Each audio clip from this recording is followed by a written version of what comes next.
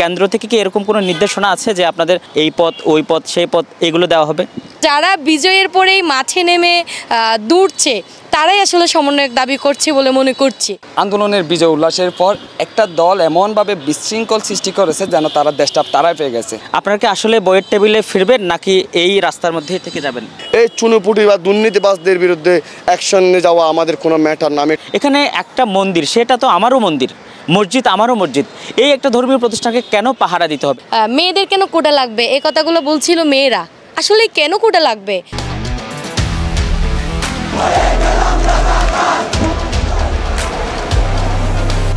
অনেক গল্প শুনলাম সে সময়ের নির্যাতন কিভাবে হয়েছিল তাদের উপর, সেই সময় তাদের উপর দমন পীড়ন কীভাবে হয়েছিল।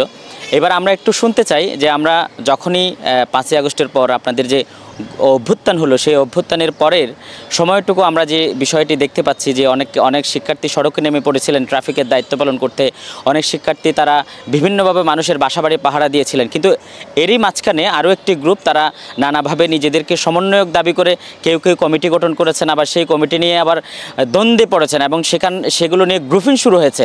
আমি একটু জানতে চাই যারা সম্মুখ সারিতে ছিলেন শুরু থেকে, আপনাদের কেন্দ্র থেকে আমি একটু আপনার কাছে জানতে চাই, কেন্দ্র থেকে কি এরকম কোনো নির্দেশনা আছে যে আপনাদের সমন্বয় কমিটি গঠন করা হবে? আসলে আমাদের কেন্দ্র থেকে এরকম কোনো ইয়ে নেই যে সমন্বয়ক কোনো গ্রুপ বা এরকম কোনো কিছুর নেই। আপনারা দেখেছেন অবশ্যই আমরা রাজপথে সেই বৃষ্টি ভেজা 13 জনকে নিয়ে আমরা আন্দোলন চালিয়ে নিয়ে গেছি, কিন্তু তখনও থেকে এখন পর্যন্ত আমরা দাবি করছি না আমি একজন সমন্বয়ক, যেখানেই যাচ্ছি আমি একজন প্রতিনিধি, ছাত্র প্রতিনিধি। তো আমি এটা স্পষ্ট করছি, যারা আন্দোলনে ছিল না অর্থাৎ যারা বিজয়ের পরেই মাঠে নেমে দৌড়ছে তারাই আসলে সমন্বয়ক দাবি করছে বলে মনে করছি। আমরা নানা কথা মাঠে যেহেতু আসছে, আমরা একটু মনির কাছে একটু জানতে চাই যে এখন আপনারা আসলে কি করছেন? আমরা গত 5ই আগস্টের পর যে বিষয়টি নানাভাবে দেখলাম যে আপনারা বিভিন্নভাবে গ্রাফিতি করছেন, কেউ সড়কে নেমে গেছে এবং নানাভাবে যে যার মতো করে দায়িত্ব পালন করছে। এখন আপনাদের কাছে কি করছেন? এবং আমরা যেটি দেখতে পাচ্ছি আপনার বিভিন্ন প্রতিষ্ঠানের সাথেও কথা বলছেন, সেখানে গিয়ে দুর্নীতি রোধ করার কথা বলছেন, বৈষম্য দূর করার কথা বলছেন। এখন সংগ্রামটা কোন জায়গায়? ধন্যবাদ। আপনারা জানেন প্রতিবাদের ভাষা হচ্ছে কবিতা। গ্রাফিতির মাধ্যমে আমরা আমাদের প্রতিবাদের ভাষাটা উপস্থাপন করতেছি। আমাদের আন্দোলনের বিজয় উল্লাসের পর একটা দল এমনভাবে বিশৃঙ্খল সৃষ্টি করেছে যেন তারা দেশটা তারাই পেয়ে গেছে, অথচ তারা জানে না যে এই শিক্ষার্থীরা বিপ্লবের মাধ্যমে একটি স্বৈরাচার সরকার পতনের মাধ্যমে আমরা বিজয় উল্লাসে নেমেছিলাম। আমরা বিজয় উল্লাস কাটতে না কাটতে দখল থেকে শুরু করে আক্রমণ সৃষ্টি হয়ে গেছিল। আমরা সেই থেকে আজও পর্যন্ত সংস্কারের বিষয়ে বিভিন্ন প্রশাসনিক বিভাগে, বিভিন্ন প্রতিষ্ঠানের সাথে, বিভিন্ন বাজার মনিটরিং থেকে শুরু করে বাজার কমিটির সাথে এভাবে বসে বসে আমরা তাদের সাথে কথোপকথন চালাচ্ছি যেন আমরা এই কক্সবাজারকে গত কক্সবাজারে যেটা স্বৈরাচারের মাধ্যমে ছিল সিন্ডিকেটের মাধ্যমে, ওই সিন্ডিকেটটা ভেঙে কীভাবে আমরা কক্সবাজারকে সুন্দর ও সমৃদ্ধ শৃঙ্খলার মধ্য দিয়ে আনতে পারি। ধন্যবাদ। আমরা আরেকটু জানতে চাই যে আমরা এখন যেটা বিভিন্নভাবে নিজেদের ফেসবুক স্ট্যাটাসে অনেকেই শেয়ার করছেন বিষয়টি যে যারা এই মুহূর্তে মাঠে আছে তারা নিজেদেরকে প্রচার করার জন্য মাঠে আছে এবং এই প্রজন্ম দিয়ে পড়াশোনা হবে না, নানা ধরনের টেক তাদের পেছনে লাগানো হচ্ছে, নানাভাবে কথা বলা হচ্ছে। আপনারা কি আসলে বইয়ের টেবিলে ফিরবেন নাকি এই রাস্তার মধ্যেই থেকে যাবেন? আসলে সেই পড়ার টেবিল থেকেই তো যুদ্ধটা শুরু হয়েছিল, এটা আমরা জানি। কোঠা না মেধা এই শব্দটা থেকেই মূলত আমরা রাজপথে নেমেছিলাম, যেহেতু সেই কোঠার মেধার মধ্যে আমাদেরকে বুঝতে পারে নাই যে মেধাবী শিক্ষার্থীদের যে অগ্রসর হওয়ার যে প্রবণতা বাংলাদেশকে অন্ধর দিকে ঠেলে নেওয়ার জন্য কোঠার প্রাধান্য বেশি দিয়ে আমাদেরকে রাজপথে নেমে দিয়েছিল। সেহেতু সবার মন মানসিকতা আসলে দেশ এখন সংস্কারের দিকে, সেহেতু আমাদের অবশ্যই পড়ার টেবিলে ফিরতে হবে। যতদিন আমরা যেহেতু আমরা দেশটাকে স্বৈরাচার মুক্ত করে আমরা দুর্নীতি মুক্ত করতে চাচ্ছি, সেহেতু এটা কমপ্লিট হওয়ার সাথে সাথে অবশ্যই আমরা পড়ার টেবিলে ফিরবো, এটাই আমাদের আশা। আচ্ছা, আমি শাহাবুদ্দিনের কাছে একটা বিষয় জানতে চাই যে ঘুষ দুর্নীতির সাথে যারা জড়িত, যে সমস্ত সরকারি কর্মকর্তা কর্মচারী যাদেরকে আমরা আমাদের বেতনে আমাদের দেওয়া টাকায় তারা সরকারি চাকরি করেন, কিন্তু আমি যখন সেবা নিতে যাই তখন আমাকে টাকা ছাড়া সেবা দেওয়া হয় না, সেই মানুষগুলোর বিরুদ্ধে আপনাদেরকে আওয়াজ থাকবে নাকি শুধু আপনাদের এই যে ক্ষমতা দখলের জায়গাটা ছিল? আপনি নিশ্চয়ই জানেন যে শিক্ষার্থীরা কখনো ক্ষমতার লোভনীয় নয় কিংবা টাকা পয়সার লোভ করে না। আমরা শিক্ষার্থী আমাদের পরিবারের টাকা নিয়ে আমরা চলতে ভালোবাসি। আমরা সকলে না খেয়ে আমরা রাস্তায় এসেছি। আমাদেরকে কেউ কোনো দিন টাকা দিয়ে আমাদেরকে রাস্তায় নিয়ে আসতে পারে নাই। আমরা নিজের আত্মত্যাগের মহিমায় আমরা রাজপথে আমাদের বাংলাদেশ সুন্দর বাংলাদেশ বিনির্মাণের জন্য আমরা চেষ্টা চালিয়েছিলাম।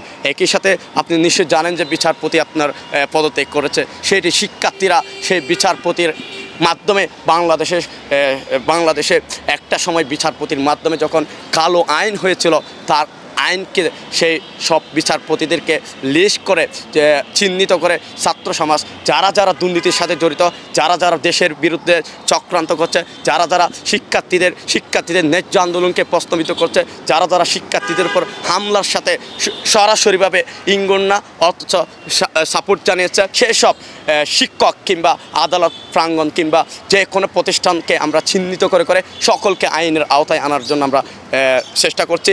আমরা তাদেরকে স্পষ্ট ভাষা জানিয়ে দিতে চাই, আমরা 16 বছরের একজন স্বৈরা শাসক, 16 বছর ক্ষমতা আঁকড়ে ধরে রাখা একজন স্বৈরা শাসককে যদি বাংলার ছাত্র সমাজ মাটিতে নামিয়ে নিতে পারে, বাংলার ছাত্র সমাজ দেশ থেকে বিতাড়িত করতে পারে, এই চুনুপুটি বা দুর্নীতিবাজদের বিরুদ্ধে অ্যাকশন নিয়ে যাওয়া আমাদের কোনো ম্যাটার না। আমি এটা স্পষ্ট বলে দিতে চাই।